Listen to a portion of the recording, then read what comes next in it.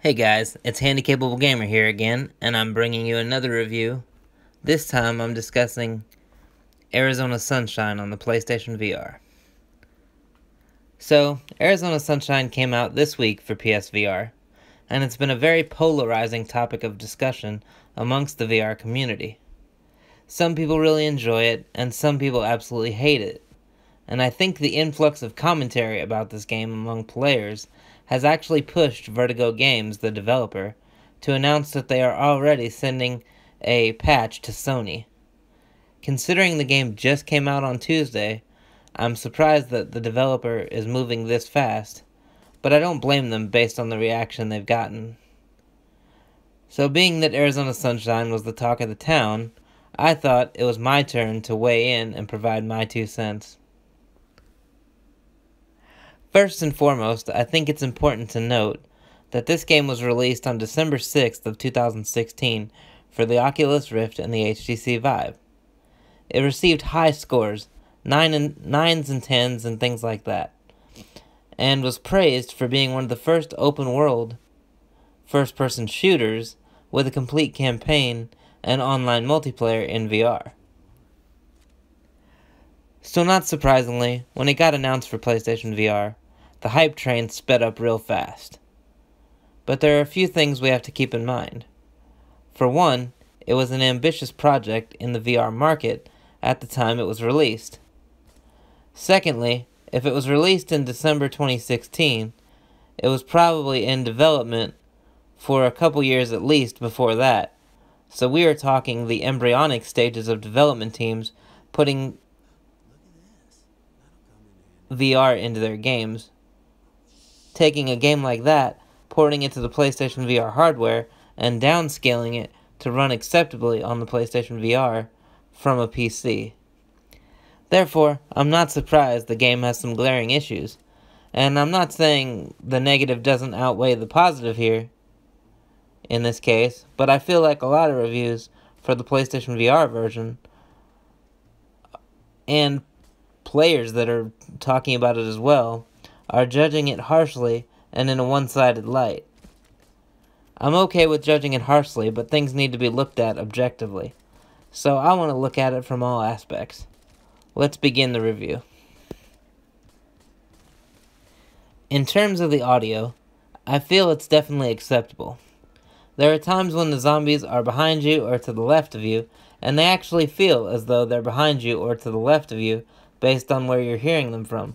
So the 3D audio is present and works.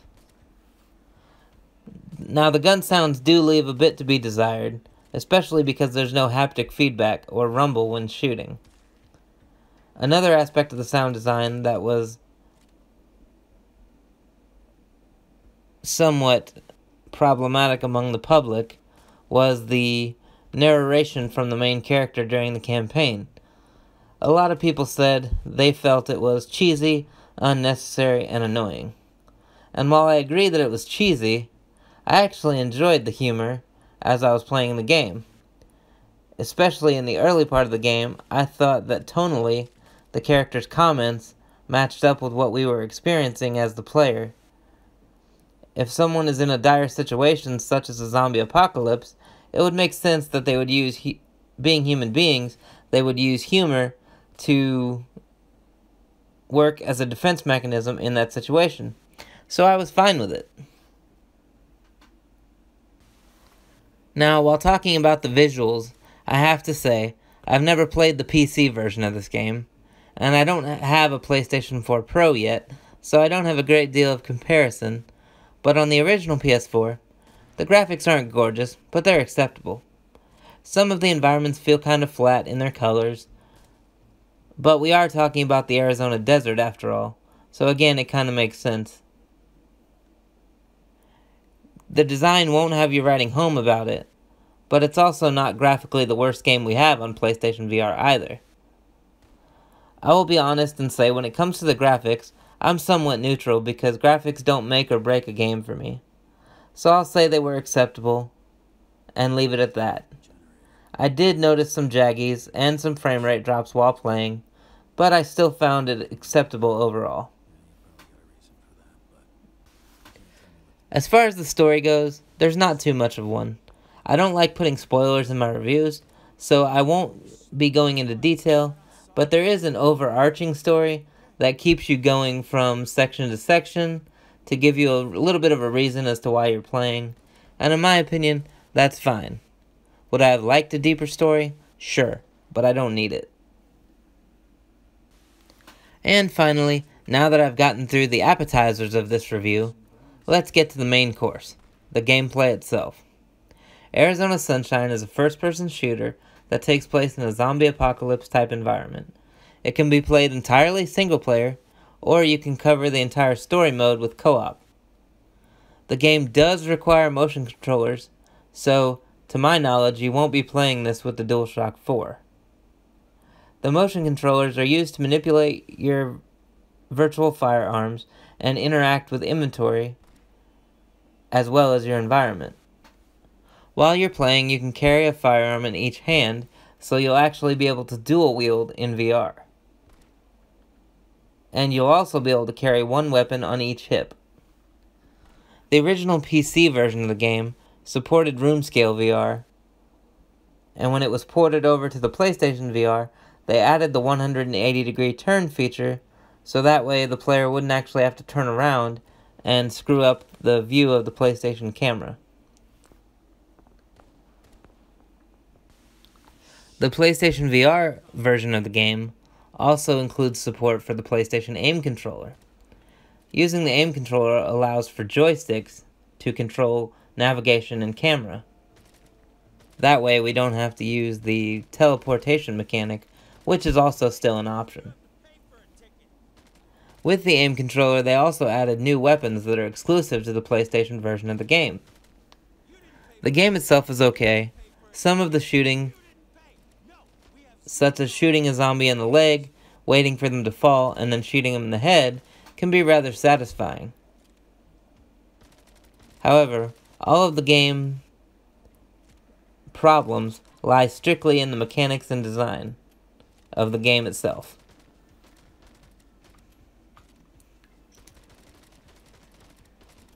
My cons for the game would be mainly unexplained glitches.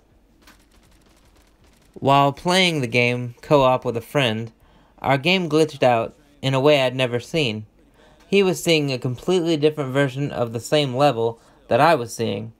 For him, all the enemies were dead, and he was on top of a roof waiting for me, while in my game, he was outside the room next to me and I could see him in the window, and all the enemies that he said he killed were still alive.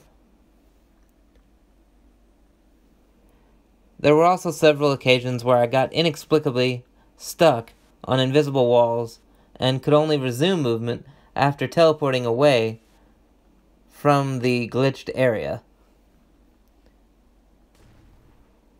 The enemy design is very simplistic, and the zombies have a bland look that makes them less terrifying and results in a reduction of intensity that the game should really have. During play, I never found myself as fearful as I was during Rush of Blood or Resident Evil 7. However, I again feel like we shouldn't completely bash the game for this, given that it is simply a zombie shooter in the end. I mean, nobody ever gave House of the Dead a bunch of complaints because the zombies looked the same. All we cared about was shooting and having fun, which is what Arizona Sunshine was supposed to offer. But this goes into the next problem of the game, which is poor aiming. Many times, the reticle, or the laser sight that you're using on easy mode, will be too faint to make out against the models of the zombies or the background. And in normal mode, you don't have a laser sight, so you're relying on pure aiming to get your shots off, and you end up finding yourself wasting ammo trying to find the sweet spot. The poor enemy design could be easily forgiven if the aiming issues are fixed.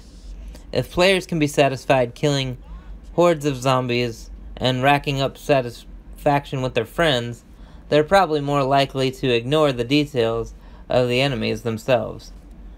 But since the aiming was poor, and the intensity of the game was lacking, and not what people expected, they really took the time to examine and ridicule the enemy design, which I understand completely.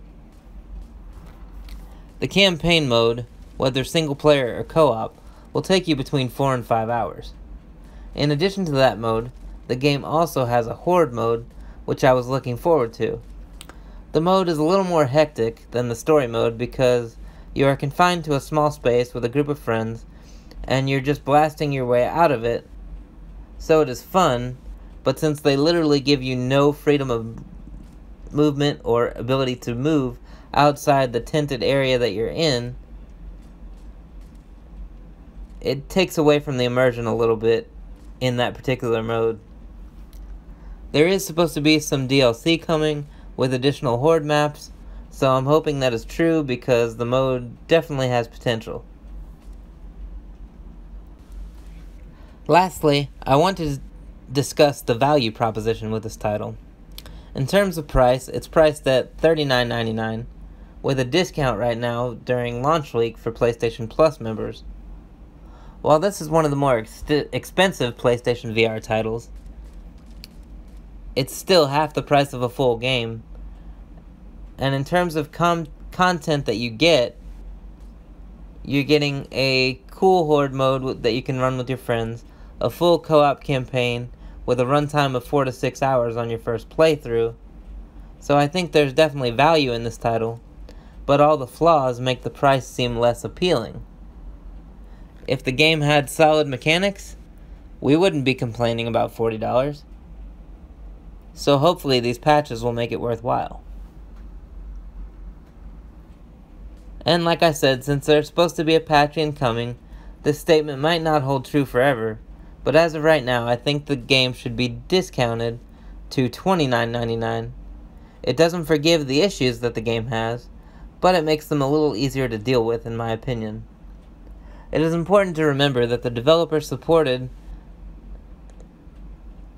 the game and added aim support for PlayStation VR when porting it from the PC, which is something they should be thanked for since the aim is so early in its life. But as I said earlier, by downscaling it and adding extra peripheral support and move control options, that could have attributed to some of the problems we're seeing in the final product. The game is by no means terrible, and I actually do have a lot of fun with it, but I would be remiss to say that the aiming issues do not frustrate me, especially while playing in horde mode or during the campaign when a horde is running in my general direction. With a few patches, I think this game could be made all the more enjoyable. So, in the end, should you get it? That's really up to you, but I wouldn't write it off completely, as a lot of work has gone into it, and it's not perfect, but it's just rough around the edges. I will definitely reevaluate my opinion of the title after the patches come through, but as of right now, I would say if you're looking for a co-op game that basically gives you a House of the Dead style arcade shooter in VR, this might be the game you're looking for, and you should get enough playtime out of it to justify the buying price for yourself. Otherwise, I would say wait for a price drop to at least $30. I wish I could say run out and get this game immediately, as I was really looking forward to this title.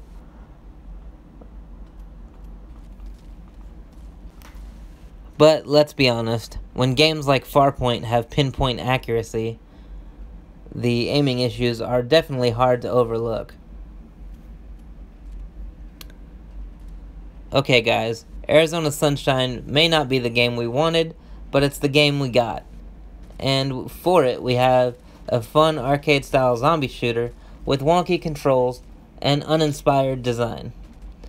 I, for one, am still hopeful and eager to see what the developers can accomplish through patches. As I said in the beginning of the discussion I'm having, the PC version of the game did not receive low scores. And I can only imagine those high scores are attributed to the fact that the game was either somewhat good back then and people really loved it, or it was just because it was early in the PC VR life cycle and people were clamoring for games. Either way, the scores were high enough that I feel like something has been lost in the translation from PC to support for PlayStation VR. And I'm hoping that maybe we can find that missing piece of the puzzle in the future. Well, there you have it, guys. My review for Arizona Sunshine. Until next time, this has been the Handicapable Gamer. Remember to like, subscribe, and share. Check me out on Patreon. Links are in the description. And I will talk to you guys soon with my review of Ancient Emulator.